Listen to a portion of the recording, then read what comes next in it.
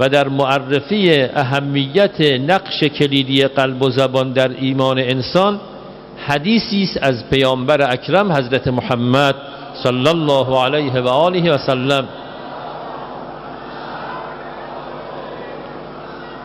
این حدیث را حضرت امیرالمؤمنین سلام الله علیه از قول پیامبر در نهج البلاغه از ایشون نقل شده که اینجوری فرمودن: لا یستقیم ایمان عبد حتی یستقیم قلبه.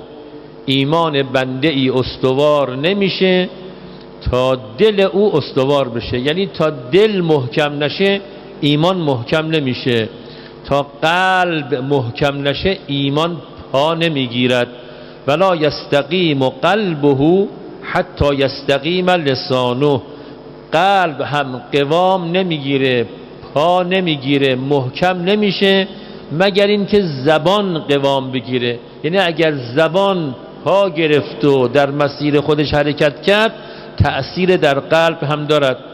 بعد امیرالمؤمنین سلام الله علیه در ادامه حدیث پیامبر خودشون این جمله رو اضافه کردن، فرمودن هر کس از شما بتواند خدا رو در حالی ملاقات کند که دستش از خون و اموال مسلمانان پاک باشه و زبانش از عرض و آبروی مردم مسلمان سالم بماند، باید چنین کاری رو انجام بده.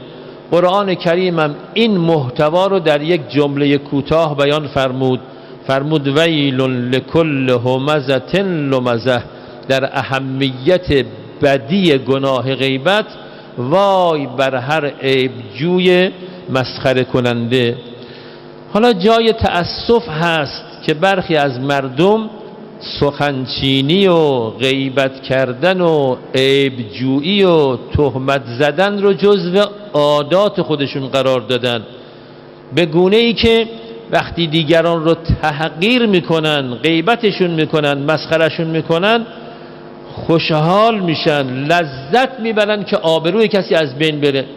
به خصوص کسانی که طایفه‌ای فکر میکنن، تعصبی فکر میکنن، حزبی و سیاسی و گروهی و جناحی فکر میکنن، اینا از این که طرف رقیبشون، طرف مقابلشون آبرو و حیثیتش بره لذت میبرن، بلکه منتظرن یه حرفی او زده باشد، یک چیزی رو نوشته باشه، یه عکسی از او گیرشون بیاد، یه فیلمی از او پیدا کنن، این رو مستند و مدرک قرار بدن، حرمت اون مسلمان رو به این وسیله بشکنن. به خصوص امروزه که این بلا فراوان شده، یعنی گاهی وقتا مردم برای گرفتن سند و مدرک از بیچارگی یک شخص بیشتر اهتمام دارن تا کمک به اون بیچاره.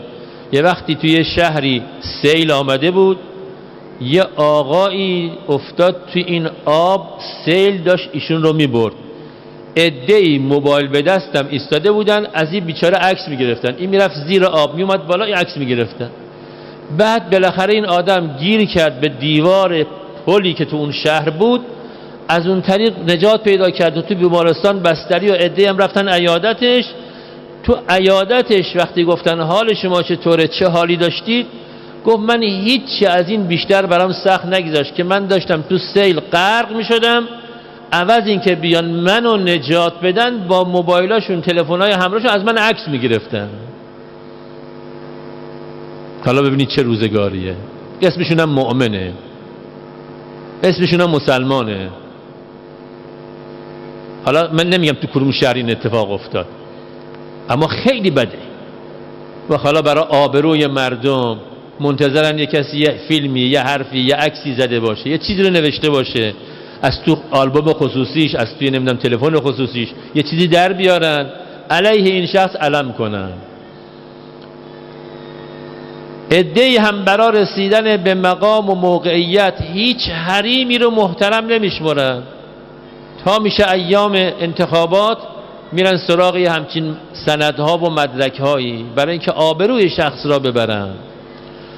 قرآن درباره این افرادی که چنگ و ناخون میاندازن به روی آبروی مردم و از این که آبروی مسلمانی ریخته بشه ابایی ندارن و افشاگری میکنن و بدی را و زشتی و گناهی را توسعش میدن با افشاگری. قرآن اینجوری فرمود: اعوذ بالله من الشیطان الرجیم ان الذين يحبون ان تشیع الفاحشه فی الذين آمنوا لهم عذاب علیم فی الدنیا و الآخره. در این آیه کریمه که در سوره مبارکه نور آیه 19 هست، دامن زدن به شیوع بدیها و این که انسان دوست داشته باشه به زیان افراد یا جامعه اسلامی کاری رو انجام بده، زشتی رو توسعه بده، حرف بدی رو پخش کنه، مدرک و سندی علیه کسی پخش کنه، این رو گناه بزرگی معرفی کرده و خدا وعده عذاب داده هم در دنیا هم در قیامت. برخی از گناهان رو دقت می‌فرمایید در قرآن تلاوت می‌کنید این روزها، وعده عذاب در قیامت داده شده، ولی برای کسانی که سند و مدرک جور میکنن، دوست دارن زشتی های دیگران رو توسعه بدن، گسترش بدن، شایع کنن، شایع پراکنی کنن، وعده عذاب داده شده هم در دنیا هم در قیامت.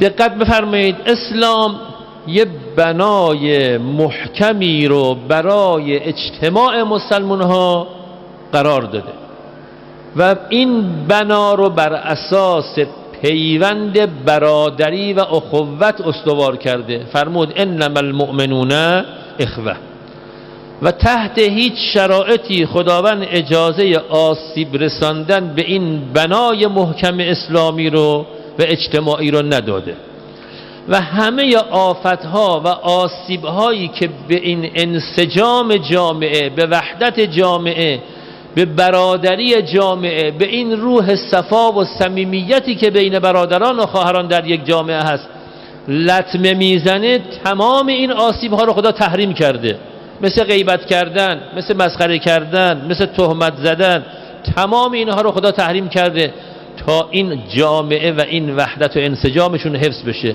و در مقابل کسانی که در حفظ وحدت جامعه تلاش میکنن، خدا به اونها اجر عظیمی عنایت میکند. اهمیت گناه غیبت رو دقت کنید. غیبت تعریفش چی شد آقا؟ این شد که انسان پشت سر برادر یا خواهر مؤمنش یه عیبی که پوشیده هست او رو افشا و آشکار کنه. سوال: این عیب برادر و خواهر مؤمن ما رو کی مخفی کرده؟ کی نگذاشته افشا بشه؟ ستار العیوب،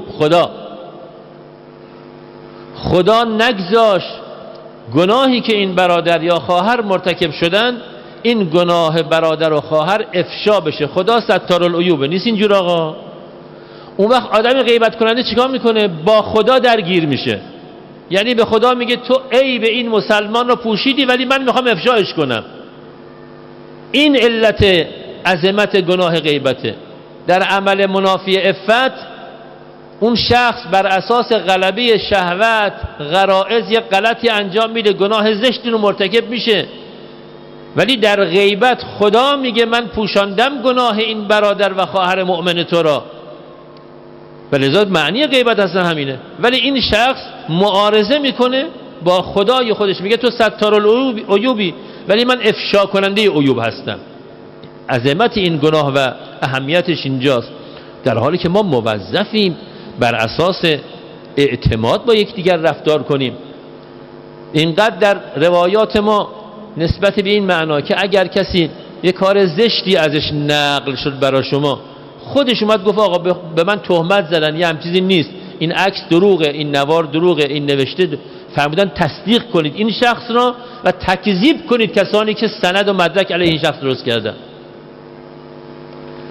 اگر 50 نفر آمدن گفتن ما قسم میخوریم که فلانی این کارو کرد، این خانم، این آقا این کارو کرد، خودش گفت من این کارو نکردم، فرمودن 50 نفر که با قسم خوردن رو بریزین کنار، حرفشون رو قبول نکنین، حرف خود این شخص رو بپذیرید. اسلام نمیخواد ما ساده اندیش باشیم، دروغ باور کنیم، نه، میخواد وحدت جامعه حفظ بشه، صفا و صمیمیت در بین جامعه حفظ بشه. خدا میخواد ما عیب همدیگر رو بپوشونیم. چطور با لباسی که خدا تن ما کرده عیب ما پوشیده شده؟